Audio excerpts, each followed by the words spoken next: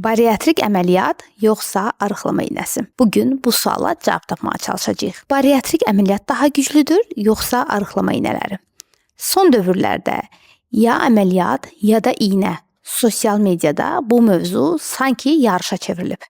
Halbuki beynəlxalq qaydalayanlar, beynəlxalq protokollar məsələyə tam başqa cür baxır. Çünki piyələnmə müalicəsində məqsəd trend seçmək deyil.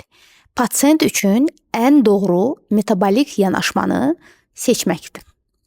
Əvvəlcə çox vacib bir şeyi anlamamızı istəyirəm. Piyələnmə sadəcə görüntü problemi deyil.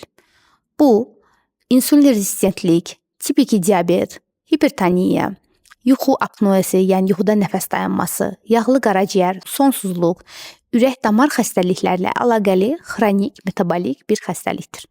Və bəzi pasientlərdə artıq məsələ sadəcə çəki deyil. Həyat keyfiyyəti və gələcək sağlamlıq risk altında olur.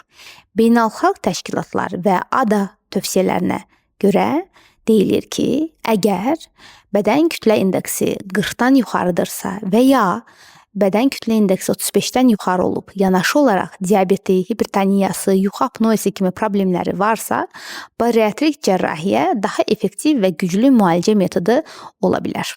Bu, seçim olaraq istifadə oluna bilər. Niyə? Çünki bəzi insanlarda metabolik sistem artıq çox ağır pozulmuş olur və əməliyyat ciddi çəki azalması, diabetin nəzarəti və metabolik yaxşılaşma, həmçinin həyat müddəti baxımından çox əhəmiyyətli fərq yarada bilir. Amma burada başqa bir vacib bir tərəf də vardır. Hər pasient əməliyyata hazır olmur və əməliyyat göstəriş deyil. Bəziləri qorxur, bəzilərində isə risk çox yüksəkdir. Bəzilərində isə əvvəlcədən konservativ müalicəni almaq şansını istəyirlər. Məhz bu arada GLP-1 aqonistləri semaglutid effektiv hesab olunur. Müasir piyələnmə müalicəsində çox önəmli yer tutur. Araşdırmalarda semaglutid istifadəsi zamanı ciddi çəki azalması, iştah nəzarəti, insulin rezistentliyinin yaxşılaşması, metabolik risklərin azalması aydın göstərilib və vacib mesaj da budur ki, bariatrik əməliyyat və ya GLP-1 preparatlarının bir-birinin rəqibi deyil.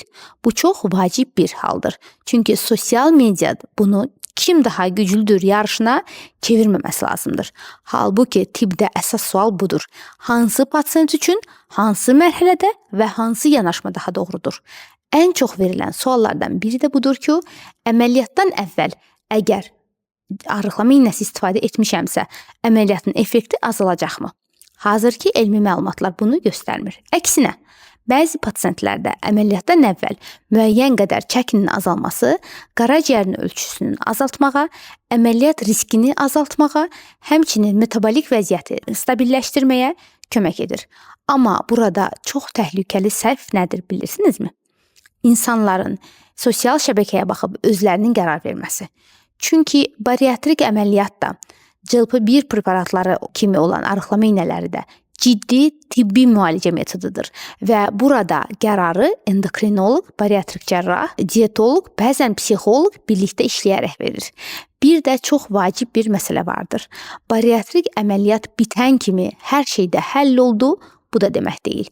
Bəzi pasientlərdə illər sonra iştah yenidən arta bilir. Çünki çəki yenidən geri qayıda bilir və metabolik problemlər yenidən yarana bilir.